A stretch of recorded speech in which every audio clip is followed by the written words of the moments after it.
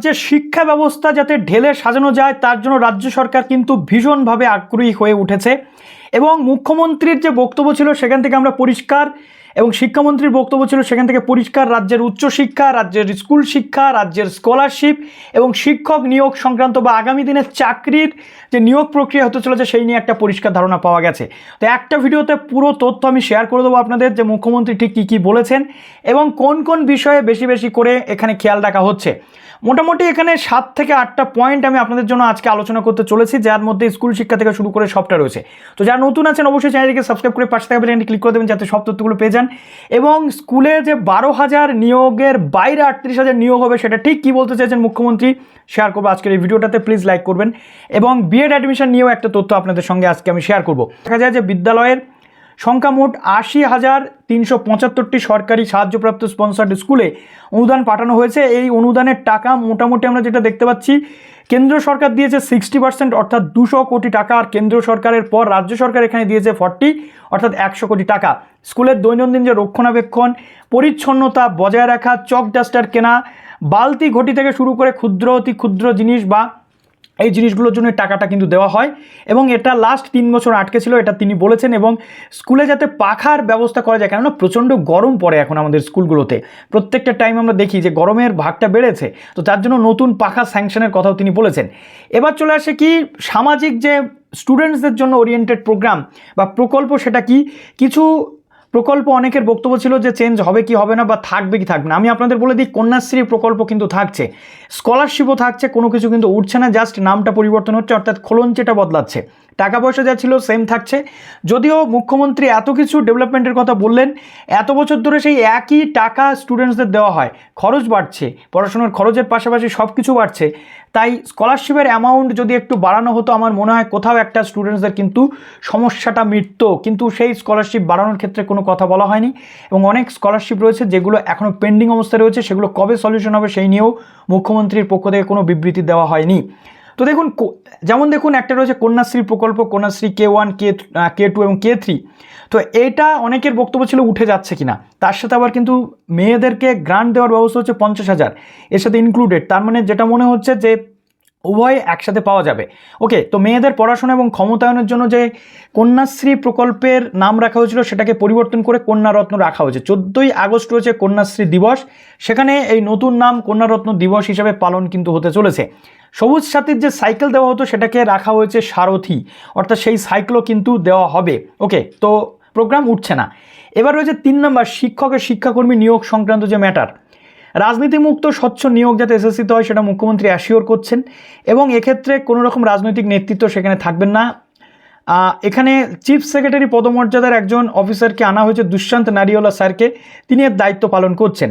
এবং যেটা বলা হচ্ছে পেন্ডিং যে 6,000 শূন্য পদ আগের বকেয়া অর্থাৎ ওবিসি সংক্রান্ত ম্যাটারের জন্য যেটা জটিলতা কাটিয়ে উঠেছে সুপ্রিম কোর্টের নির্দেশ মেনে, এই 6,000 প্রার্থীর যে প্যানেল আটকে ছিল সেটা কিন্তু ইন্টারভিউ দ্রুত সম্পন্ন করা হচ্ছে, এটা বলা হচ্ছে। এই 6,000টা কিন্তু অনগোয়িং যেটা রয়েছে সেটা। নেক্সট রয়েছে যেটা যে 12,000 ক্লাস 11-12 যে শূন্য পদ, সেটা আপনার অনেকের প্রশ্ন রয়েছে যে দাদা এই 12,000 শূন্য পদটাকে ঠিক কী বলা হচ্ছে। দেখুন, এই 12,000টা কিন্তু অনগোয়িংয়ের মধ্যে রয়েছে। আমরা যেটা দেখতে পাচ্ছি 50,000 বলা হয়েছিল, তার মধ্যে 38,000কে কাট করে দেওয়া হয়েছে, অর্থাৎ 38,000কে নতুন জায়গাতে ফেলা হয়েছে। আর এই 12,000কে বলা হয়েছে যে 12,000-এর প্রাথমিক প্রক্রিয়া শুরু হয়েছে। এই 12,000 কিন্তু নতুন নিয়োগ নয়, এই 12,000 নিয়োগ কিন্তু ক্লাস 11-12 যে নিয়োগটা সেই কথাই মুখ্যমন্ত্রী বলতে চেয়েছেন, কিন্তু সেটা পরিষ্কার করেননি। কিন্তু হিসেব করে দেখা যাচ্ছে যে 12,000-এই ST2-তে রয়েছে, সেটা 12,000 নিয়োগের দিকে ইন্ডিকেট করছে, অর্থাৎ এই 12,000 নিয়োগটাকে ছেড়ে 38,000 অতিরিক্ত পদে নিয়োগ হবে এটা বলা হচ্ছে। অর্থাৎ মোট 50,000 নিয়োগের লক্ষ্যমাত্রা চলতি অর্থবর্ষে ধাপে ধাপে আরও 38,000 পদ যুক্ত করার কথা কিন্তু বলা হচ্ছে। এবং এই যে 50,000 যেটা বলা হচ্ছে, এই 50,000-এর মধ্যে শুধুমাত্র যে শিক্ষক স্কুলে সেটা নয়, এর মধ্যে অনেকগুলো ভাগ আছে, এটা বুঝতে হবে। গ্রুপ সি, গ্রুপ ডি, এই নতুন পদের মধ্যে থাকবে লাইব্রেরিয়ান, এই নতুন পদের মধ্যে থাকবে কলেজের অ্যাসিস্ট্যান্ট প্রফেসর, কলেজের যে কর্মী লাইব্রেরিয়ান থেকে শুরু করে তারা, এর সাথে থাকবে আবার কি স্কুলের শিক্ষাকর্মী এবং স্কুলের শিক্ষক, সেটা 1 থেকে 6 1 থেকে 5, 6 থেকে 8, 9 থেকে 10, 11 থেকে 12, অর্থাৎ এখান থেকে পরিষ্কার হয়ে গেল যে 38,000 বলতে কী বোঝানো হয়েছে, শুধুমাত্র স্কুল সার্ভিস কমিশনের নিয়োগ কিন্তু 38,000 নয়, সব মিলিয়ে 38,000। এবার চলে আসছে কি ভাতা বৃদ্ধি ও বেতন কমিশন। প্যারা টিচারদের 42,192, প্যারা টিচারের সম্মানজনক অবস্থার কথা ভেবে তাদের 5,000 টাকা বৃদ্ধি করা হয়েছে, এটা তিনি বলেছেন। মিড ডে মিলে রাঁধুনিদের 3,000 টাকা এটা বাড়ানো হয়েছে 2,000 টাকা থেকে। সপ্তম পে কমিশন যেটা রয়েছে সেটা অলরেডি গঠন করা হয়েছে।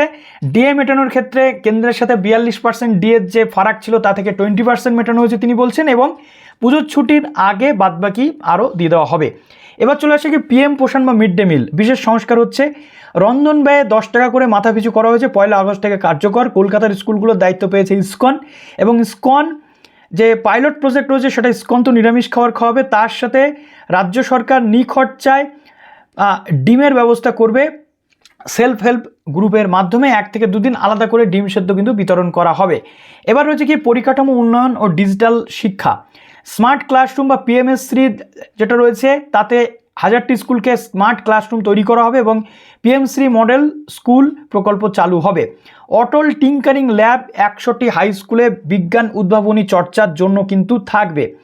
নতুন বিষয় যেটা রয়েছে এআই বা ডেটা সায়েন্স, এটা উচ্চ মাধ্যমিক বা 11-12 ক্ষেত্রে রাখা হচ্ছে। বিদ্যুৎ ও জল নিরাপত্তা থেকে শুরু করে সোলার সব কিছুতে কিন্তু উন্নতি হবে।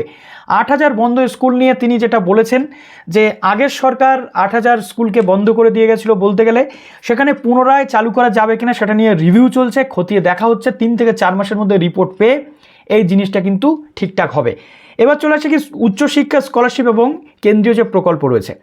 সেন্ট্রালের যে ভর্তি রয়েছে সেখানে আসন বৃদ্ধির যে জায়গা সেটা বলা হচ্ছে, এবং এইবার ভর্তিতে ইঞ্জিনিয়ারিং কলেজে আসন ভর্তির সংখ্যা যেটা রয়েছে 30% থেকে 100% কিন্তু করা হচ্ছে। আর উচ্চশিক্ষার ক্ষেত্রে WBCAP পোর্টালে যেটা রয়েছে প্রচুর সিট কিন্তু ক্যান্ডিডেট ভর্তি হচ্ছেন, অবিলম্বে সিটগুলো কমিয়ে ব্যালেন্স করা প্রয়োজন, এবং স্টুডেন্টসরা যাতে প্রপার এডুকেশন পায় সেটা দেখা প্রয়োজন রয়েছে। এবার নেক্সট যেটা রয়েছে নতুন 4টে মেডিকেল কলেজ তৈরি হচ্ছে, এবং MBBS আসন সংখ্যা বৃদ্ধি পাচ্ছে। Swami Vivekananda scholarship, merit scholarship যেটা সিপিএমের আমলে চালু ছিল, তৃণমূল আসার পর বন্ধ হয়ে গেছিলো, এটা তিনি বলছেন। এটার থেকে আমরা যেটা বুঝতে পারছি যে SBMCM যেটা ইঞ্জিনিয়ারিং স্কলারশিপ, এটার কথা তিনি বলেননি। বিদেশে পড়ুয়া যারা রয়েছেন, যারা পড়তে যান, তাদের জন্য স্পেশাল SBMCM এর যেটা রয়েছে অর্থাৎ স্বামী বিবেকানন্দ মেরিট স্কলারশিপ, সেটার কথা তিনি বলেছেন, কিন্তু সেক্ষেত্রে টাকা বৃদ্ধির কথা কিন্তু বলেননি। এবং জমি বরাদ্দর কথা বলেছেন, একলব্য রেসিডেন্সিয়াল স্কুল বা নবোদয় বিদ্যালয় তৈরি হবে। মালদা, দক্ষিণ চব্বিশ পরগনা, পূর্ব বর্ধমান, ঝাড়গ্রাম, জলপাইগুড়ি, বাঁকুড়া নবোদয় এবং একলব্য রেসিডেন্সিয়াল স্কুলের জন্য প্রয়োজনীয় জমি অনুমোদন করা হয়েছে, এটা তিনি বলেছেন। কেন্দ্র ফান্ডের আশা যেটা রয়েছে, জাতীয় শিক্ষানীতি আমাদের রাজ্য গ্রহণ করেছে, এর ফলে শিক্ষা খাতে রাজ্য প্রায় 4 থেকে 5,000 কোটি টাকা অনুদান কিন্তু পেতে চলেছে, এটা তিনি বলেছেন। এবার চলে আসি বিএড অ্যাডমিশন। দেখুন বর্তমান রাজ্যের বিএড অ্যাডমিশনের যে পরিস্থিতি, বিএড বিশ্ববিদ্যালয়ের একটা বক্তব্য চলে এসে নতুন শিক্ষামন্ত্রী উচ্চশিক্ষামন্ত্রী ঘোষণা করে দিয়েছেন যে আগের মতো বিএডে ফাঁকিবাজি আর চলবে না। নতুন অ্যাডমিশন প্রক্রিয়া যেটা, সেখানে অ্যাফিলিয়েশন সেই সমস্ত কলেজ পাবে যেখানে ফ্যাকাল্টি ঠিক থাকবে, 80% অ্যাটেন্ডেন্স থাকবে, এবং বায়োমেট্রিক অ্যাটেন্ডেন্সের ব্যবস্থা, তার সাথে ঘরে ঘরে CCTVর ব্যবস্থা কিন্তু থাকবে, মনিটরিং করবে উচ্চশিক্ষা দপ্তর। তাই এবার যারা বিএডে ভর্তি হতে চলেছ তারা অবশ্যই সব কিছু জেনে বুঝে সিস্টেম ধরে এগিয়ে যাবে। ক্লাস করতে হবে না, শুধু পরীক্ষা দিলে হবে, এই থিঙ্কিং নিয়ে যেন ভর্তি হতে যেও না। ওকে, তো চলো এই পর্যন্ত রইল ভিডিওটি। যারা নতুন আছে অবশ্যই আমাদের সাথে জুড়ে থাকো। ভালো থেকো সবাই, বেস্ট অফ লাক।